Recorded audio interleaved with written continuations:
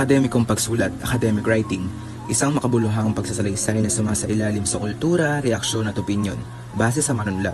Ito ay naglalahad ng importanteng argumento. Kailangan malinang at mapaunlad ang kritikal na pag-iisip, pagsusuri, paggawa ng sintesis at pagtataya.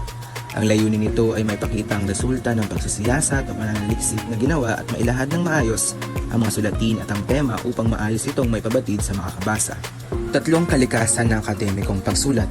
Una, katotohanan. Ang isang mahusay na akademikong papel ay nagpapakita na ang manunulat ay nakakagamit ng kaalaman at metodo ng disiplinang makatotohanan. Ikalawa, ebidensya. Ang scholar sa lahat ng disiplina ay gumagamit ng mapagkakatiwalaang ebidensya upang masuportahan ang impormasyong kanyang inilalahad. Ikatlo, balanse.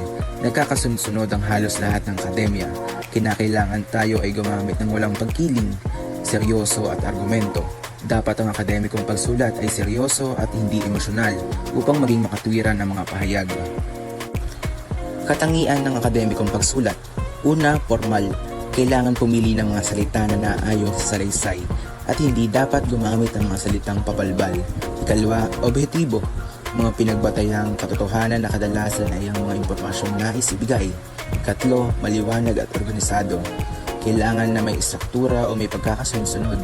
Ikaapat, may paninindigan. Dapat may paninindigan sa paksa na nais pag-aralan, hindi pa bago-bago. Ikalima, may pananagutan. Kailangan bigyan ng pagkilala ang mga sangguniang pinaghanguan ng mga impormasyon. Layunin ng akademikong pagsulat. Una, mapanghikayat. Mahikayat ang mga mambabasa na maniwala sa kanyang posisyon hinggil sa paksa. Ikalawa, mapanuri at analytical na pagsulat. Ipaniliwanag at suriin ang posibleng sagot sa isang tanong at pagkatapos piliin ang pinakamahusay na sagot batay sa pamantayan. Ikatlo, informatibo. Ipinaliliwanag ang posibleng sagot sa isang tanong upang mabigyan ang mambabasa ng bagong impormasyon. Mga uri ng akademikong sulatin. Abstract. Ito ay karaniwang ginagamit sa pagsulat ng akademikong papel para sa thesis, papel siyentipiko at teknikal, lecture at report. Layunin itong mapaikli o mabigyan ng buod ang isang akademikong papel.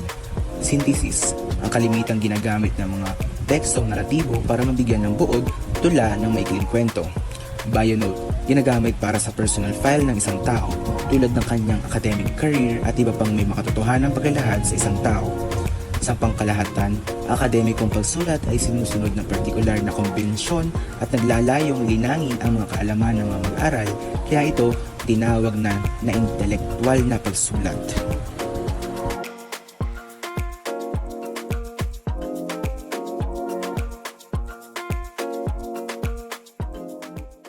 Created using Powtoon.